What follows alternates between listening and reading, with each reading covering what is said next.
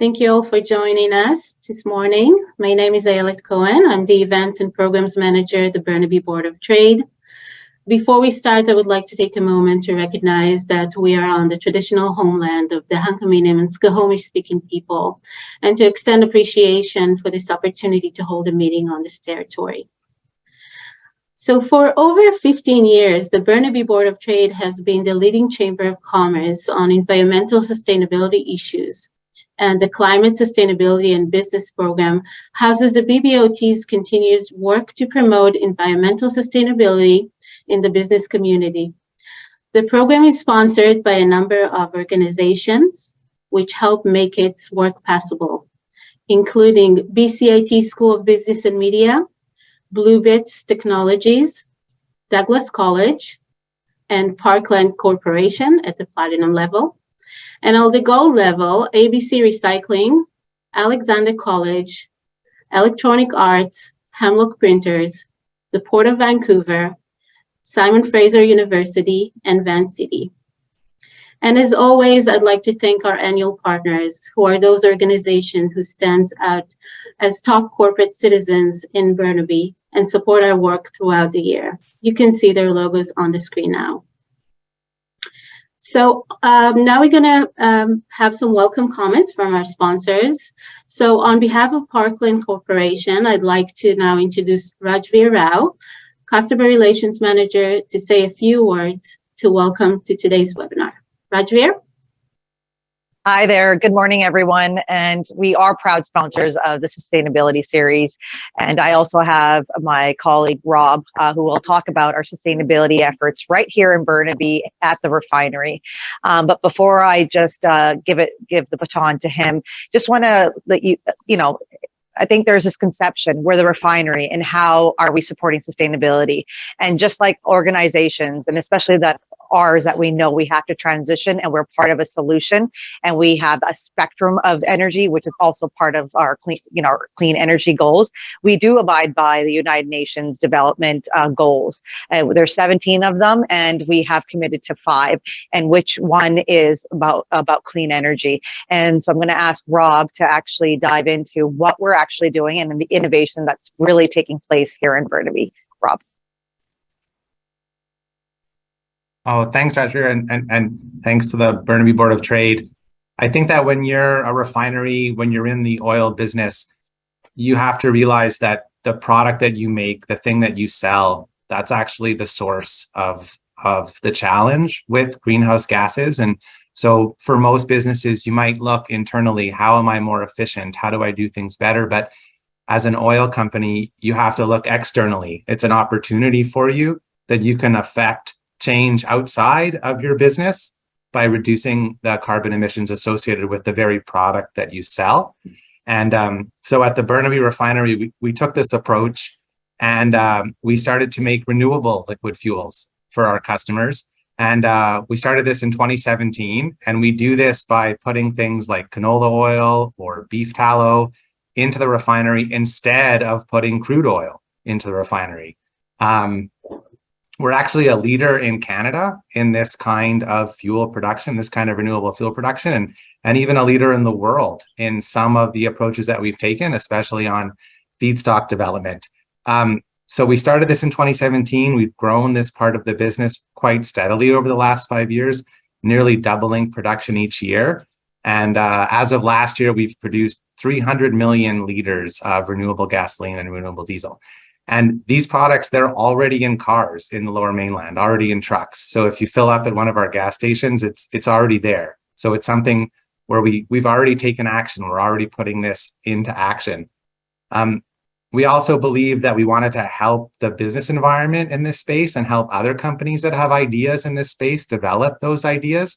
So we partnered with multiple companies in BC to develop new products, new feedstocks. We're working with Metro Vancouver to look at human solid waste, and we've actually partnered with quite a few pulp mills in BC to take waste products from the pulp industry and turn those into renewable gasoline and diesel. And we started processing some of that through the refinery last year.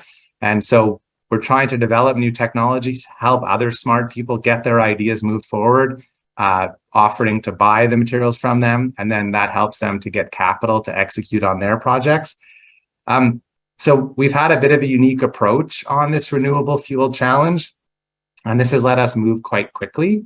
And I think this is the thing that we're most proud of. We've been able to hit some pretty aggressive targets set out by the BC government on decarbonizing liquid transportation fuels.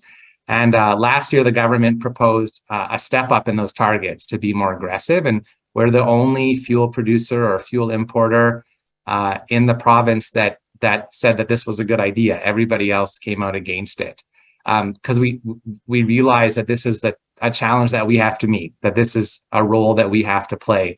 And we're excited by it. I think the people that are involved in it find it to be a fun challenge, but we're also really proud of what we've done. And I think this is where we've really driven change. So we're very small in the world of refining, compared to global refining capacity or even Canadian refining capacity. But we've been able to show that these aggressive targets set out in BC are achievable. We've been able to support the government's goals of decarbonizing liquid fuels, come out in support of these targets. And what this does is it forces all of the other fuel distributors in BC to kind of get on board, to look at the problem seriously, to take it seriously.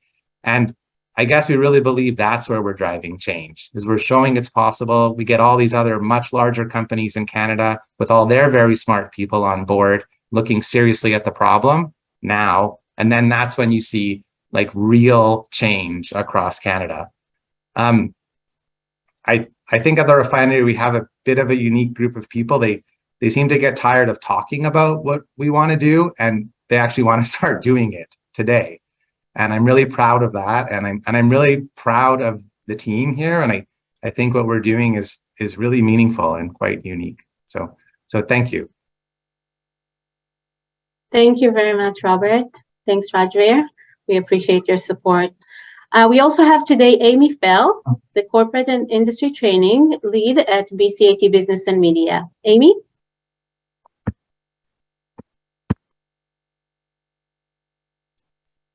Thank you very much. I am just going to get my slides started here.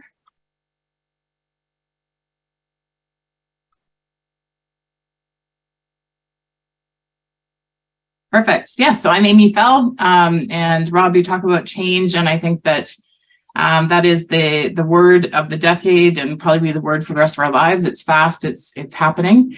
So I lead corporate industry training at BCIT. I'm also the program head of the advanced diploma. And I am coming to you from the, our campuses are on, and I am actually at home today on the Coast Salish territories, the unceded territories of the Coast Salish people of Squamish, Tsleil-Waututh, and Musqueam. So corporate training at BCIT, we're trying to support organizations that are confronting this change through helping you with training, identifying things that you need to do in terms of workforce development, upskilling, either emerging skills that you're needing to figure out how to support your staff on, or core skill development that you're looking to be able to work better together. I'm reading Dacre Keltner's book right now, The Science of Awe, and he talks about collective effervescence. And this is where we pursue common purpose together. And if we do that, in a sustainability kind of way, we actually go farther faster, and we can reduce harm and do more good. I get to do this work with many different kinds of organizations. And so I've worked with Indigenous nations, crown corporations, municipalities, not-for-profits, for-profit organizations, and associations. And so one of the things that we have that we're offering right now is ESG Fundamentals Micro-Credential. There's a Burnaby Board of Trade offering coming soon.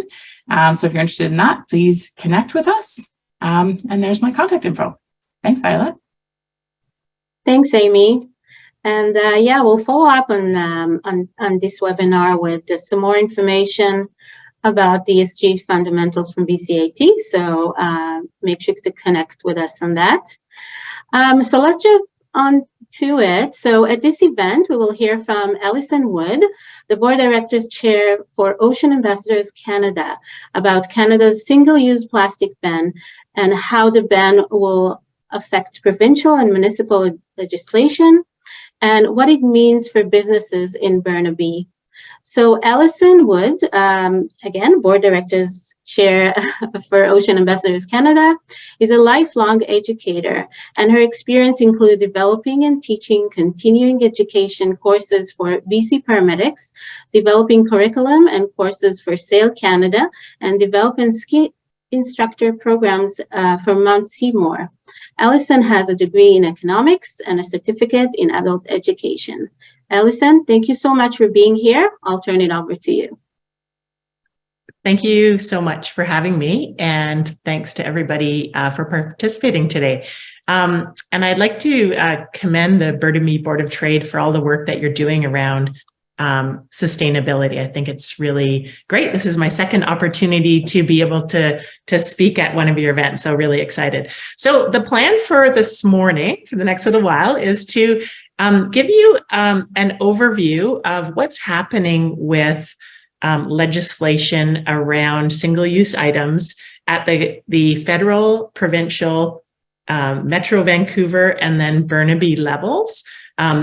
It's quite a complex landscape, as you know. So we'll go through each of those and then open it up for questions at the end to discuss sort of general down to particular questions. Happy to take them. If you have questions during the presentation, feel free to put them into the chat. And at the end as well, we'll have time for people to just put up their hand and ask questions. So I'm just going to share my screen. Right. Excellent. And can everybody see my screen? Yeah, we can see it perfectly. Excellent. Good. So Ocean Ambassadors Canada is a local charity. We started in 2017, so we're not that old. And our mission really is to change hearts and minds, to get people to feel inspired to want to care for our natural environment. So we really are built around Jacques Cousteau's famous quote. He's a well-known marine biologist, that people protect what they love. So a lot of our programs are centered at the beach and on the ocean, where we get young people to the ocean and on the ocean and to have an amazing time. Then we teach them about marine pollution and then really inspire them to want to take action, to turn them into ocean ambassadors. So we run programs for kids. We also do a lot of work with, we call it zero waste coaching. So where we work with businesses and organizations and municipalities to help them to increase their sustainability, particularly around the use of the area of waste. So let's get into what's happening in Canada. And I want to just recognize again that it's a really complex landscapes. And so hopefully we can make it very clear this morning. Okay. She said, not being able to. Screen, I'm not sure what's happening. Here we go. Okay. So we're going to look at what's happening in Canada, province of BC, Metro Vancouver, and the city of Burnaby, as I mentioned. So you probably heard in the news in December of 2022 that Canada instituted a single-use plastic prohibition regulations. So it was a promise by the Liberal government as part of their strategy to meet their target of zero plastic waste by 2030, and then also the associated benefits of reducing greenhouse gas emissions with less plastic waste. So the federal regulations that came out in December included the 6 things that you see on your screen. So checkout bags, meaning particularly the single-use plastic bags at checkout and not the other plastic bags within the grocery store. Cutlery. And I should back up and say, actually, so the ban was actually for not them totally. It is the import and sale of these items. And we'll get into that in a second. So cutlery, ring carriers. So those are the six-pack rings around beer cans and pop cans sometimes. Plastic stir sticks, which include the little stir stick holders that you have like at Starbucks to keep your drink warm. And then certain kinds of food serviceware, so takeout containers. So mostly included in that is styrofoam is the one. And then other ones that are problematic, so that have different black dyes, so-called carbon black, or ones that are degradable, which just means if something's degradable, it breaks down quickly into smaller and smaller pieces. And then finally, plastic drinking straws, with a big exception for people that require plastic drinking straws to be able to drink safely. So hospitals, care homes, individuals that need those kinds of items.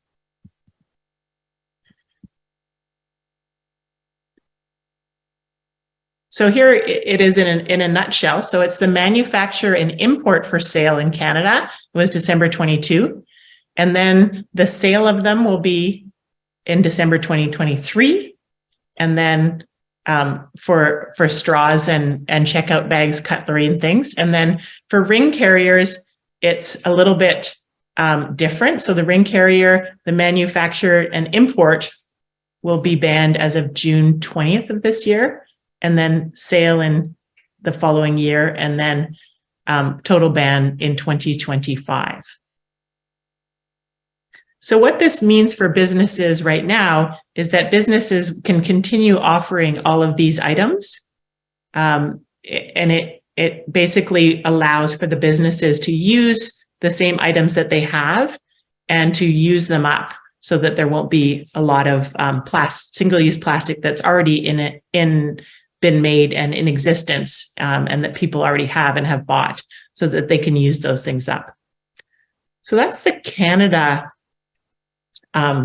regulation generally. And I just want to draw down a little bit on plastic straws, because it's another one that's a little bit confusing sometimes. So right now, manufacture and import are allowed in certain cases. So retail stores can sell plastic straws still, as long as in packages of 20 or more, so big packages, as long as they're not on public display and they're requested by the customer. So that's to allow the accessibility of straws.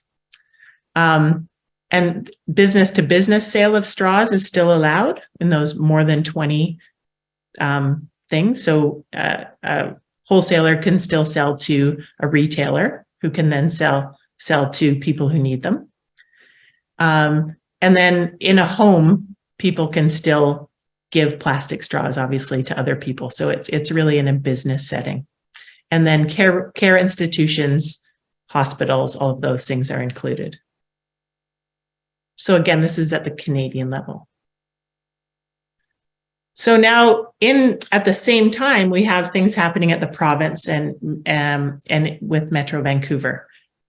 So the province of BC came out with a community charter in 2021, which was called Ministerial Order M309. So before this community charter, before this order came out, no municipalities were allowed to create any bylaws or to regulate any of these things without going to the provincial government on an individual case and proposing that they be able to do it. And then the government would have to officially accept that bylaw.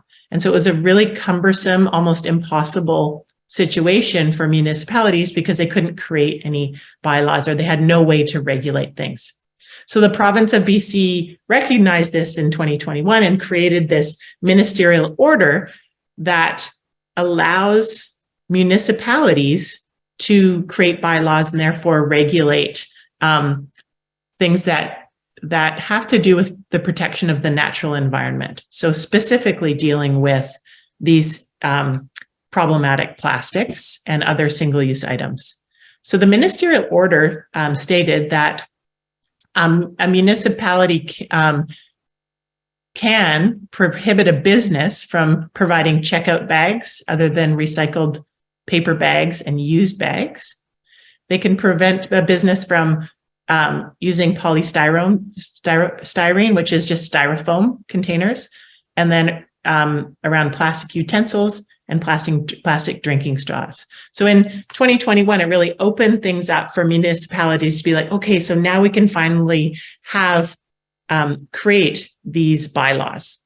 And you may be wondering, well, why did the city of Vancouver implement bylaws prior to this? And the structure of the city of Vancouver city council is different, and therefore they were kind of like a one-off. They were able to create bylaws a bit earlier. So under the province of BC Community Charter, they have several stipulations. And one was that if a business is going to provide a recycled paper bag or a reusable bag, it had to be 25 cents for a recycled paper bag. And notice they stipulate recycled, or at least $2 for a reusable bag. And the idea being there that some of these very cheap reusable bags are probably much less sustainable than a single-use checkout plastic bag, as they're not, most of them are not recyclable at all. So they had some exemptions for used bags, small paper bags, and then if somebody was getting something from a pharmacy and they wanted privacy, so a pharmaceutical paper bag.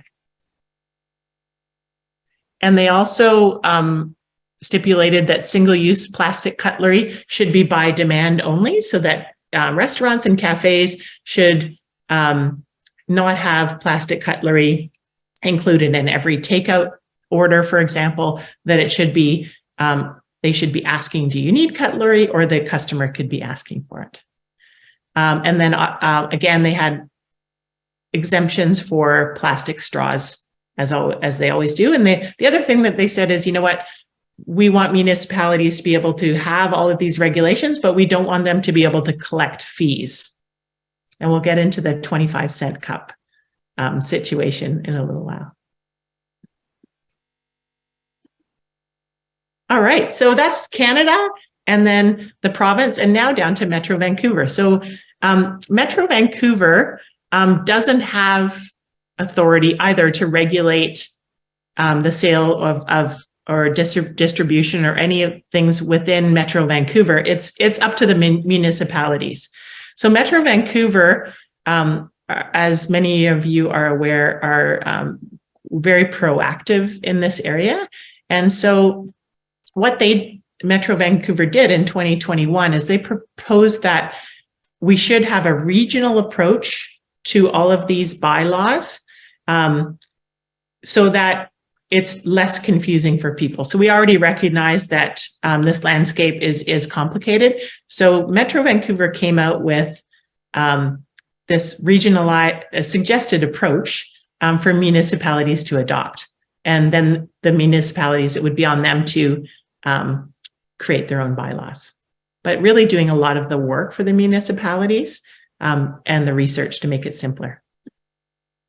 So the Metro Vancouver suggested harmonized regulations include a ban on single-use plastic bags, plastic straws with the accessibility issues dealt with, plastic stir sticks, and foam takeout containers. They followed the province's regulation. So recycled paper bags, 25 cents, reusable bags, $2 minimum. And then utensils and alternatives to plastic straws, so paper straws only by request. And then they also added a suggestion to have some reporting so that the number of recycled and reusable bags used, there would be a reporting requirement for businesses so that there could be more data moving forward to make the most sustainable decisions. So I'm not going to spend a lot of time on these slides. So this is just an overview. And for those people that this pertains to, I have included a link to this information in the chat. So if you want to have a look at the Metro Vancouver proposed harmonized guidelines, they're there for you. So again, checkout bags, and with some exceptions, and the idea of the reporting. And notice that the ban on plastic checkout bags includes compostable and biodegradable plastic. And that's because in Metro Vancouver, most of our compost and our waste systems cannot properly deal with compostable and biodegradable plastic. So when something, for example, a coffee cup says it's compostable on the side, it still has a paper lining on the plastic cup. And if it's composted in your green bin, the environment of that, where that compost goes, the temperature at which the compost it sits, as well as the tillage and the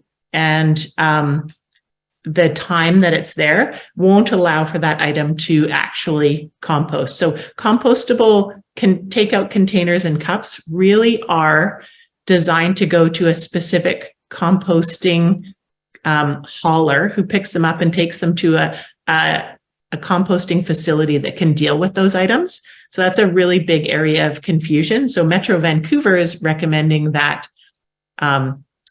those items be banned as part of this.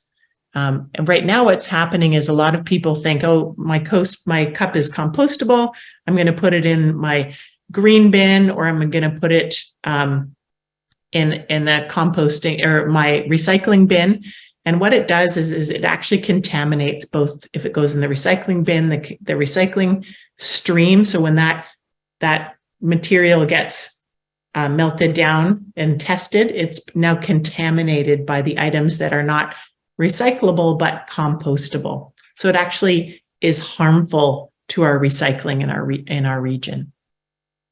Feel free to, does anybody have any questions about what we've talked about so far?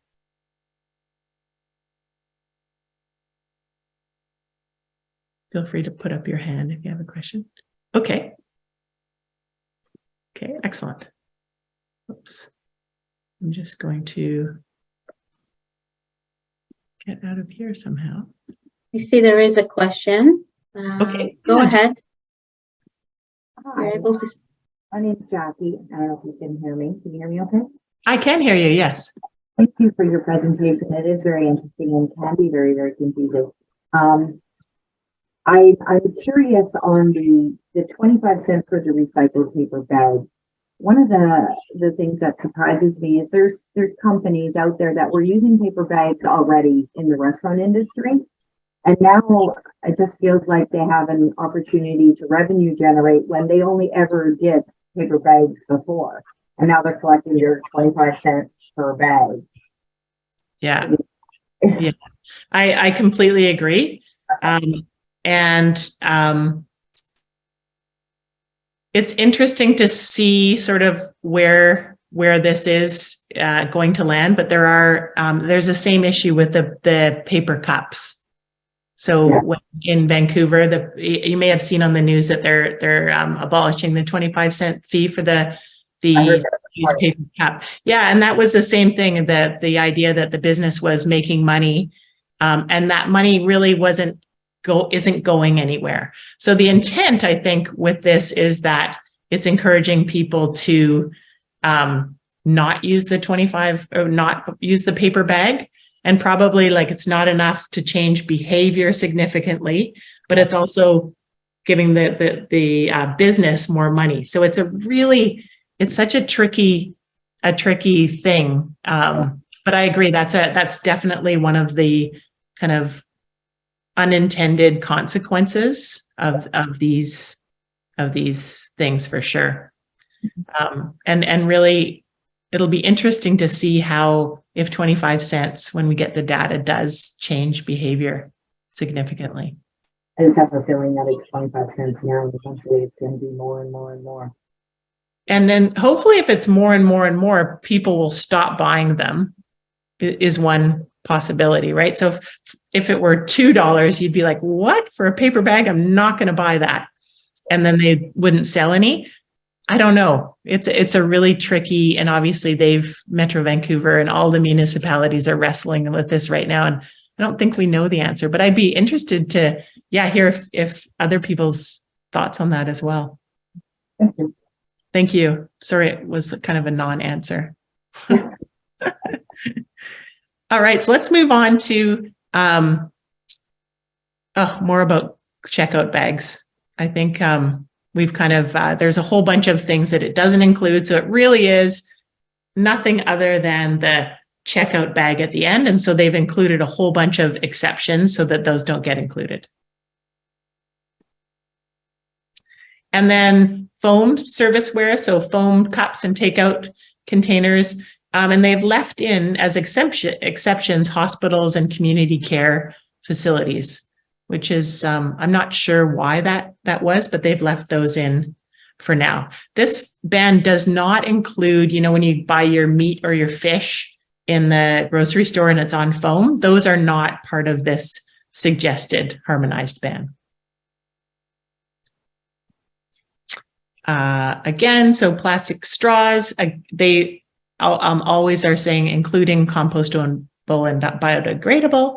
And again, really what they're trying to ensure with plastic straws has been in the media as well, is that we're not getting into impeding on people's needs for these items. And I think that it's fairly well addressed here, is that if there's any reason why they need it, then it wouldn't apply.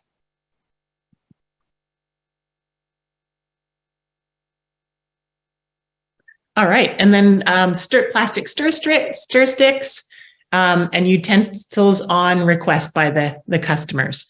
So I think this is a really easy one, and in our zero waste coaching that Ocean Ambassadors does, this is one of the big easy wins for the consumers, really, who don't want the extra waste, as well as the businesses. So rather than just putting chopsticks and soy sauce and napkins in every takeout order, to be saying, do you need chopsticks?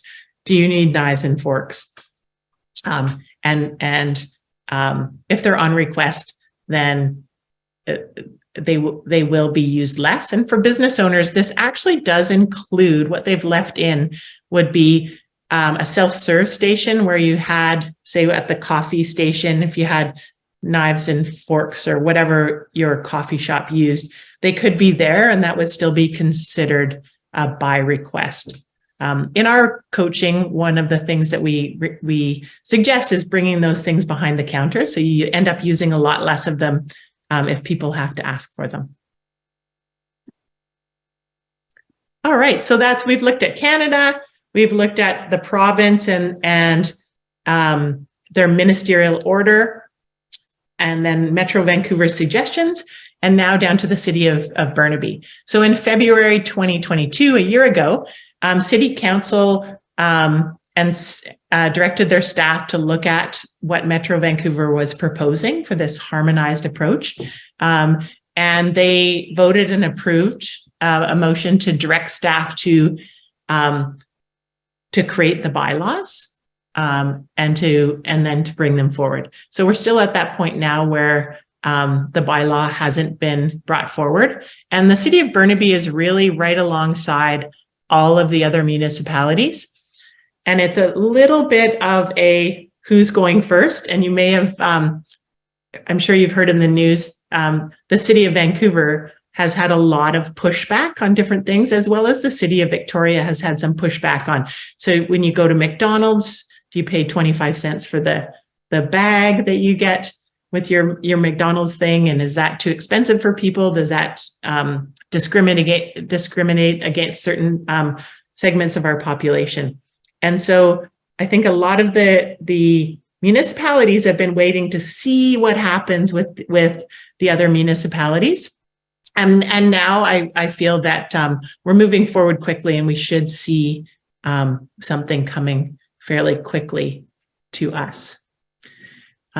So as I mentioned at the beginning, Ocean Ambassadors does quite a lot of zero waste coaching with businesses. And I just wanted to share with you what we're seeing on the ground. So what we do is we actually go to individual small cafes and restaurants, and we, with funding from Van City Credit Union has been our main funder up to this point. And we've just gotten some funding from the North Shore municipalities as well as Metro Vancouver to continue this work, coaching and education around single-use items.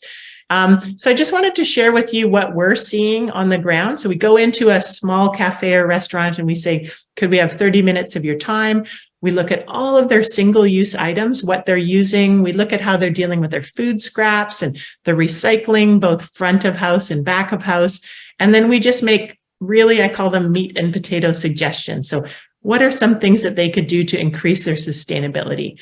And then as the bans and the bylaws come into place, then we see our role transitioning to helping small businesses and cafes to figure out how to meet the new bylaws and the new regulations. So we found one of the biggest things is compostable plastic cups. A lot of small businesses pay a premium, quite a big premium, for compostable takeout containers because they are under the impression that they're better for the environment. And as I mentioned, these compostable items aren't accepted in our current waste streams, and they actually contaminate them. We see a lot of disposable coffee cups, obviously plastic bags, plastic takeout containers, and make suggestions around how to minimize those. Businesses being unaware about compostables, and there's no way for business owners really, unless they do a lot of research, which most small business owners don't have any extra time, because a lot of the food service suppliers, there are companies that promote compostable without explaining what's actually happening in our area. We also find it's business owners are so busy, particularly coming through the years we've just gone through with COVID and now the staffing shortages, that business owners don't have time to spend a lot of time dealing with these things. So we try to make our education and our suggestions really fast and to the point. We also find that the larger the chain, changes takes longer to implement, so it's harder for them to change. So we meet a lot of franchisees, for example, who would love to make changes, but they have no ability to do it on their own. And then we also find that because, again, small businesses, and right now with the staffing shortages, that it's very difficult for people to be able to educate their staff effectively and have sort of common practices around this one extra thing that people see as sometimes confusing and overwhelming. So what we've done we've worked with over 230 small businesses to date, so cafes and restaurants. And in the work that we've done, we've had some quite encouraging results, I think. So 30% of people that we worked with stopped using plastic bags. That was before that the municipalities were really getting on the plastic bags. 20% stopped using plastic cutlery and switched to, it was mostly wood cutlery. 10% increased their non-compostable plastics, so moved away from compostables. And then you can see the other 40 to 60% decrease their plastic straws, disposable coffee cups, their plastic cold cups, and their plastic cutlery and paper bags. So one of the things that we're really excited about is that we've worked with several communities, starting community scale reusable container and cup share systems. And there are two main companies in Vancouver right now. One is called reusables.com. And this picture is actually their containers and cups are beautiful. They're stainless steel and with silicone lids. And we did a pilot project we called it East of Seymour. We invented a neighborhood in North Vancouver. It's from bottom of Seymour Mountain to Deep Cove. And we actually had 38 businesses participating in our pilot project, where we got the businesses to sign on to reusable takeout container and cup system. And it's a subscription-based system. And it ran really well for about 5.5 months, and then it petered off. We found that people, the subscription of $5 a month, people just didn't want to pay after about that 3, 4, 5 month mark. So an interesting pilot. And we really, through our research, know that there really isn't a reusable container cup share system in the world that is working profitably and sustainable on its own at this moment. So one of our goals is to help to get those systems happening and to become sustainable. And then the other sort of idea that we're working on is a lot more education around compostable plastics.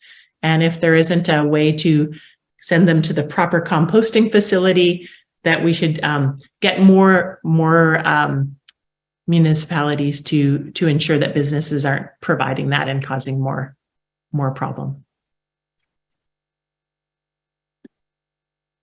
All right, I'm just going to stop I think I have stopped the share. There we go.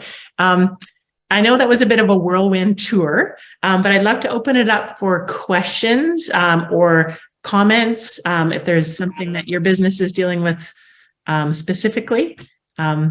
Yeah. Hi, Alison. Thank you so much for that awesome presentation. I love your organization. I wasn't familiar with it before today, but it sounds wonderful. And I have about 100 questions. So I'm just going to start with a couple basic ones that hopefully apply to everyone. And then I'll stop talking. And then if there's more time, I might bug you a little bit more. And also, if your questions aren't answered, all of them, feel free to email me. My email's in the chat. Oh, fantastic. Okay. So my first question is, this compostable issue sounds so complex. Do you know if there are efforts being made by government to create more of these specialized processing facilities in order to address it? No, there aren't. And the reason being that, so one example is Mount Seymour. So if you think about some kind of an area that's really contained. So Mount Seymour Resort, they have compostable takeout everything. And everything on the mountain is that compostable thing. So then they have a special hauler that comes and takes all of their compostable stuff to the compost facility, and it gets composted. And so for them, it works because it's a closed system. Mm-hmm. But if I buy a coffee in Coquitlam, where am I going to put it in the garbage? It's going to go in the garbage or the recycling on the street, or maybe in the restaurant, or maybe when I get home, I'm going to put it in my recycling. So it's really, unless we had a way to collect all compostables, even like at the home level, and we educated everyone, it's just causing a big mess. So I don't think there's any desire by regions right now, or if we could get everybody to switch to compostables, which isn't probably realistic either. So does that make sense? Yeah, it does sound complicated, unfortunately. My second question is about sort of similar about recycling processing. I've heard that we only actually recycle like 9% of the things that we're putting in our bins, which is so distressing, or we're shipping it to Malaysia or something. Do you happen to know if there's any effort being made at the government level? Sorry to keep asking you government questions, but any efforts being made there to actually optimize the things that we are trying to recycle? Yeah, so that is the amount of items that are actually recycled is distressing across Canada. And BC, we do slightly better. But there's lots of effort I would say yes, there's will on the side of government, but there's not any enforcement coming that I can see. So it's I think it's really up to municipalities to be doing and Metro Vancouver is doing a lot of work around education. So in the chat, I've also put the single-use item toolkit that explains all of the things that we talked about today. It is really, I think, probably not going to happen from the federal government, or they're doing, they're trying to put things in place where they're forcing people not to ship items overseas and things like that. But the problem of virgin plastic is so much cheaper than recycled plastic. So the markets just simply don't exist without subsidy to create recycled plastic.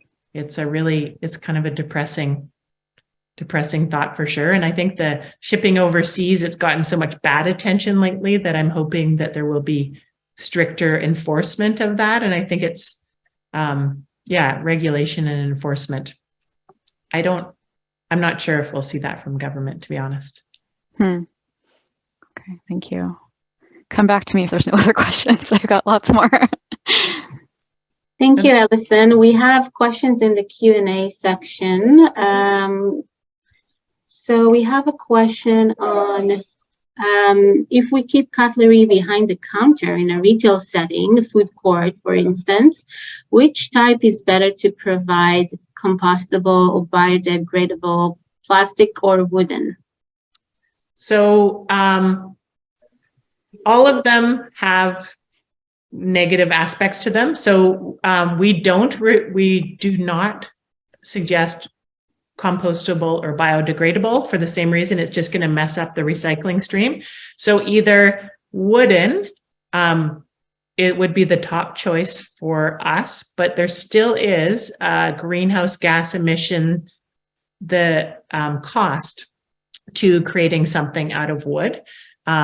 So it does have a footprint as well, but we right now we're saying wood followed by just plain plastic behind the things. And I know if you're asking the question, you're probably aware that the wooden ones are more expensive.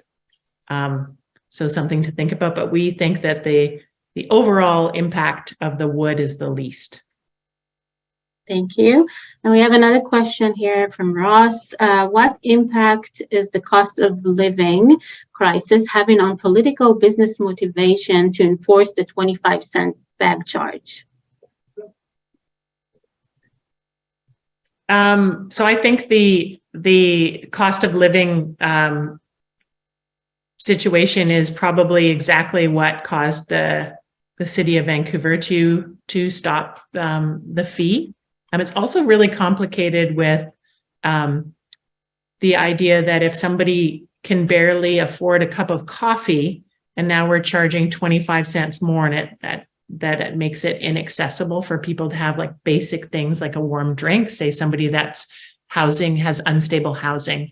So I think that is a big issue, and the 25-cent cup fee, just going to the businesses doesn't seem to make a lot of sense. To me, if there was going to be a charge, it should be directly to some kind of a program that helps get reusable things going or helps provide takeout mugs that are labeled by your business and you offer them at a cheaper rate. Or if it was going to something, I think it would be more palatable. But I think that cost of living and the high cost of living is just, it's going to make it pretty unpalatable for a lot of people. Thank you. And I think we have time for one more question. We have a question from Jennifer. My question is more about the next steps with plastics en route to the 2030 targets. Where can we find out about the impact on other products, uses, industries, so we can better prepare? Some changes take much longer lead times to implement, medical devices, for example. Absolutely. So, and medical devices will always be exempt from any of these changes. So the government at all levels have been clear on that. But if you go on to Canada.ca and you look, and I just do Canada single-use items, you'll actually see all of the government's documentation, very easy to find there and to read through what their plan is towards 2030. I think the government of Canada will make some, there will be more implementation of things. I think the next things will definitely come from the municipalities. So we should see some municipal bylaws fairly soon. Great, thank you so much, Alison. And I'm sure there's going to be more questions. So if you want to ask Alison any questions, her email address is on the chat box, and we will follow up with the slide deck and recording link to the attendees here, and as well as the links that Alison mentioned before. If you have any more questions, please follow up with Alison or with us. So Alison, thank you so much for your time today. It was a pleasure having you.